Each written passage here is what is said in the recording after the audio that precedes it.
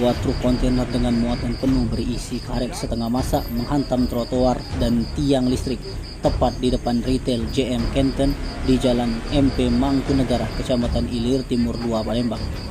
Akibat insiden tersebut, muatan karet itu tumpah di depan ruko kosong. Selain itu, akibat insiden tersebut, 2 tiang lampu penerangan jalan roboh dihantam truk kontainer. Informasi yang dihimpun di lapangan, truk kontainer tersebut melaju dari arah Kenton Laut menuju arah Simpang Patang. Namun, sampai di lokasi kejadian, truk kontainer tersebut berjalan oleng dan menabrak tiang listrik serta tiang lampu penerangan jalan saat berada di jalur kiri jalan. Bahkan beberapa beton trotoar yang ditabrak oleh truk kontainer tersebut juga hancur. Dari informasi yang didapat dari warga setempat, jika insiden truk kontainer yang menghantam trotoar tersebut diduga akibat remblong.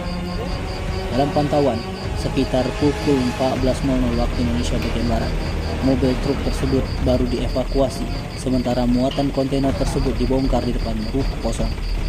Sempat terjadi insiden menghalangi kerja wartawan dengan tidak dibolehkan mengambil video yang diduga dilakukan oleh pemilik dari karet setengah jadi tersebut.